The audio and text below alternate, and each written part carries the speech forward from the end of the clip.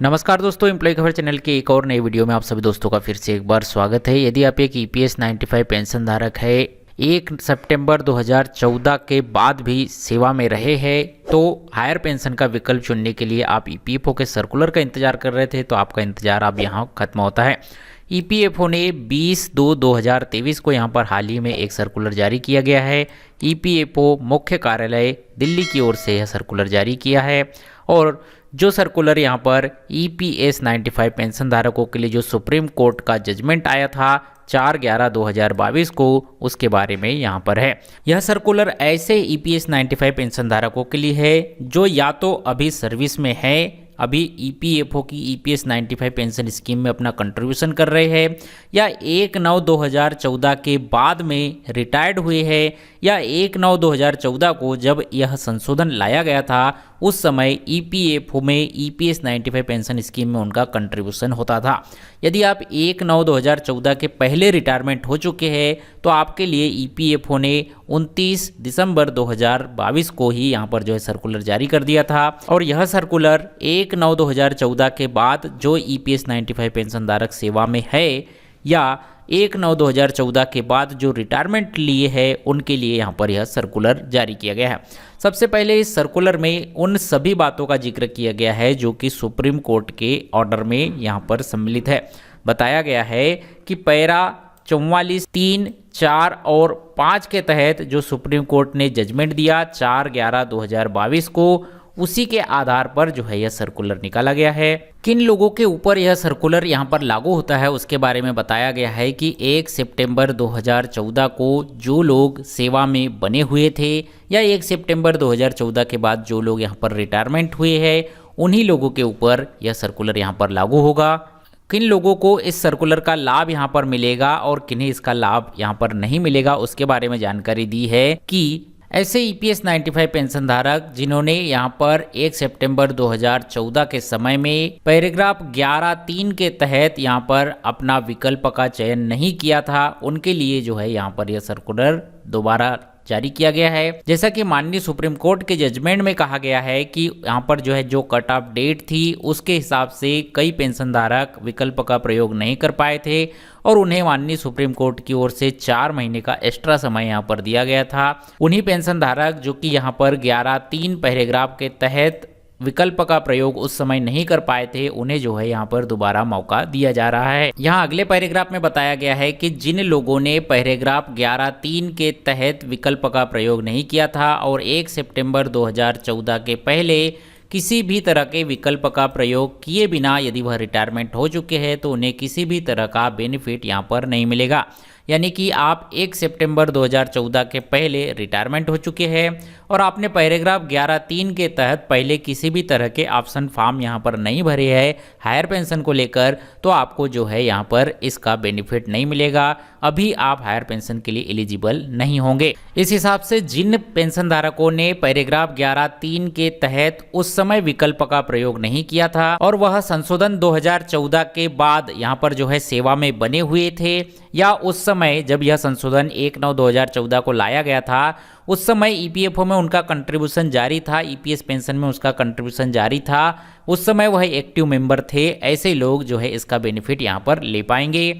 कुल मिलाकर यहाँ पर जो पॉइंट नंबर 5 है ये काफ़ी इंपॉर्टेंट है। इस पॉइंट नंबर 5 में पूरा अभी तक जो सुप्रीम कोर्ट के जजमेंट की समरी है वो यहाँ पर जो है समझाई गई है। इसमें 3 प्रमुख पॉइंट कहे गए हैं। यदि ये 3 प्रमुख पॉइंट पे आप एलिजिबल है तो आप जो है यहाँ पर अभी हायर पेंशन का लाभ लेने के लिए एलिजिबल माने जा सकते हैं। ये 3 प्रमुख पॉइंट कहते हैं कि आप एम्प्लॉय है और आपका जो एम्प्लॉयर है इन्होंने पैराग्राफ 26(6) के तहत अपने 5,000 रुपए की सेलिंग लिमिट या 6,500 रुपए की सेलिंग लिमिट के ऊपर यदि कंट्रीब्यूशन किया है तो आप जो है अभी हायर पेंशन के लिए एलिजिबल है। भले आपने उस समय ज्वाइंट ऑप्शन फॉर्म नहीं भरा हो लेकिन आपने कंट्रीब्यूशन सीलिंग लिमिट 5,000 रुपये और सीलिंग लिमिट 6,500 के ऊपर पैराग्राफ 26(6) के तहत कंट्रीब्यूशन किया हो तो यहाँ पर एलिजिबल है। और यहाँ पर एंड लिखा है, मतलब कि ये तीनों शर्त आपको जो है यहाँ पर पूरी करनी है। इसके अलावा आपको ध्यान रखना है कि आपने इससे पहले कभी भी पैराग्राफ 11(3) के तहत ज्वाइंट ऑप्शन फॉर्म नहीं भरा हो। यदि आपने पहले ज्वाइंट ऑप्शन फॉर्म भरा है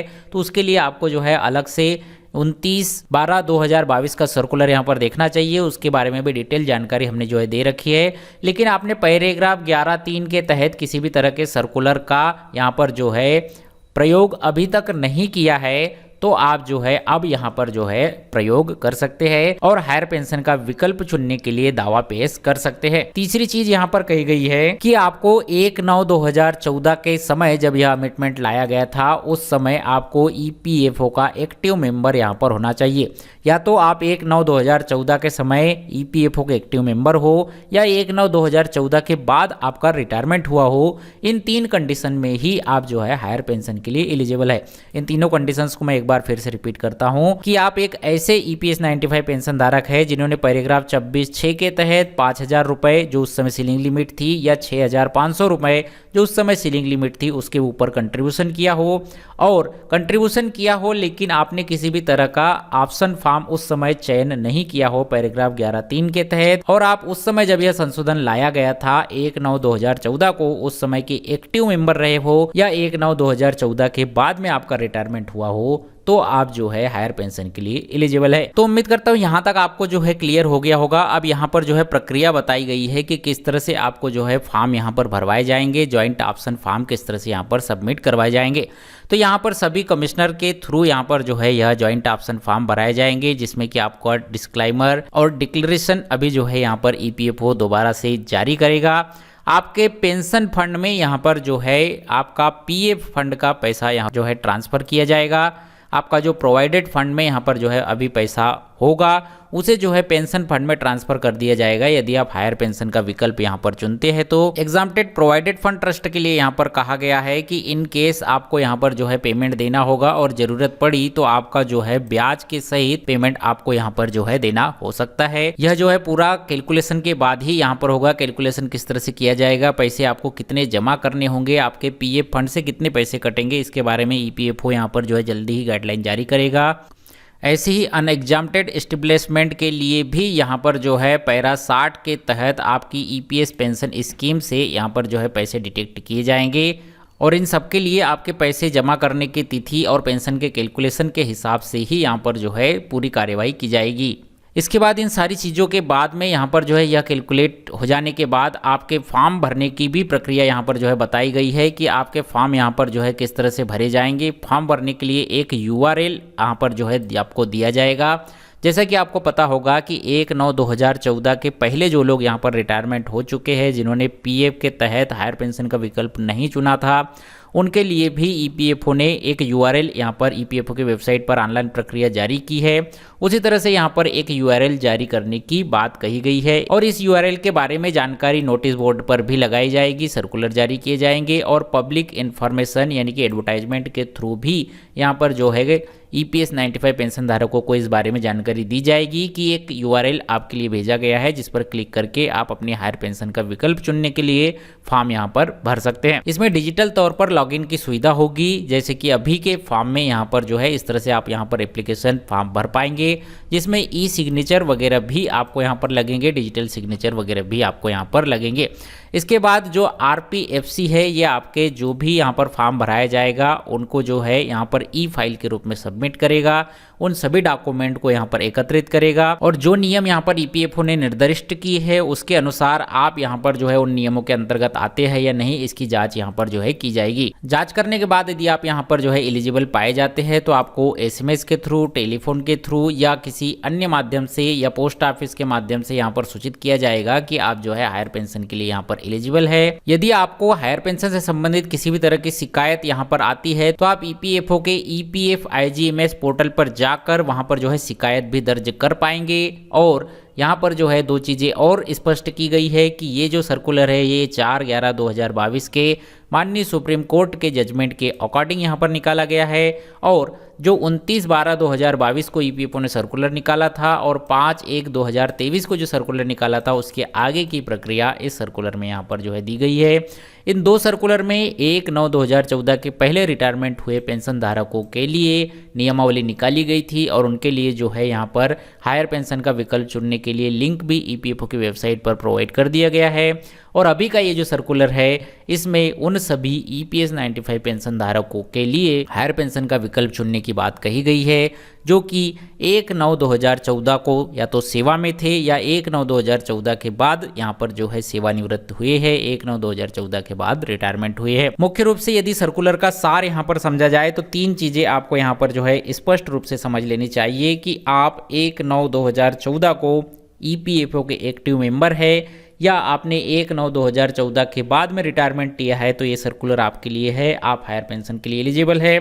दूसरी चीज आपको ध्यान रखनी है कि आपने पहले कभी भी ज्वाइंट ऑप्शन फॉर्म का विकल्प चयन नहीं किया है। पैराग्राफ 11(3) के तहत पहले आपने कभी ज्वाइंट ऑप्शन फॉर्म नहीं भरा हो तो अब आप जो है यहाँ पर पैराग्राफ 11(3) के तहत ज्वाइंट ऑप्शन फॉर्म भर सकते हैं। जैसा कि सुप्रीम कोर्ट ने अपने जजमेंट में कहा है कि 1/9/2014 के समय जिन लोगों को इस बारे में सूचना नहीं मिल पाई थी, जिन लोगों ने इसके बारे में जानकारी नहीं थी, उन लोगों के लिए 4 महीने का अतिरिक्त समय यहाँ पर दिया गया है जो कि 4 मार्च 2023 को आपका जो है 4 महीने भी यहाँ पर जो है एक्सपायर्ड होने वाले हैं। तो EPFO के सर्कुलर में भी इस बात को ही यहाँ पर जो है कहा गया है कि उस समय यदि आपको इस बारे में जानकारी रही होगी तो आपने जो है हायर पेंशन का विकल्प जरूर चुना होगा, लेकिन यदि आपको उस समय इस बारे में जानकारी नहीं थी, आपने पैराग्राफ 11(3) के तहत हायर पेंशन का विकल्प नहीं चुना था तो अब जो है आप यहाँ पर जो है हायर पेंशन का विकल्प चुन सकते हैं। और अगली चीज़ कि आपका जो कंट्रीब्यूशन है वो 5,000 रुपये की 6,500 रुपये की सीलिंग लिमिट के ऊपर आपका कंट्रीब्यूशन यहाँ पर हुआ है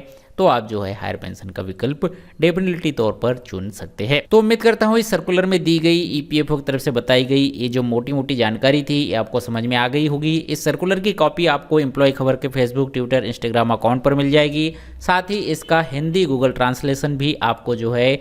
एम्प्लॉय खबर के फेसबुक, ट्विटर, इंस्टाग्राम और टेलीग्राम अकाउंट पर मिल जाएगा। टेलीग्राम में भी आप एम्प्लॉय खबर सर्च करके हमारे टेलीग्राम ग्रुप को ज्वाइन कर सकते हैं जहां पर आपके सवालों के जवाब भी हम समय समय पर देते रहते हैं। तो वीडियो अच्छा लगा हो तो वीडियो को लाइक कीजिए, अपने सभी दोस्तों के साथ शेयर कीजिए और इसी तरह से PF पेंशन सरकारी योजनाओं से जुड़े नए लेटेस्ट अपडेट, कर्मचारियों से जुड़ी हर छोटी बड़ी खबर के लिए हमारे इस चैनल एम्प्लॉय खबर को सब्सक्राइब कर लीजिए। मिलते हैं आपसे अगले वीडियो में, तब तक के लिए जय हिंद, वंदे मातरम।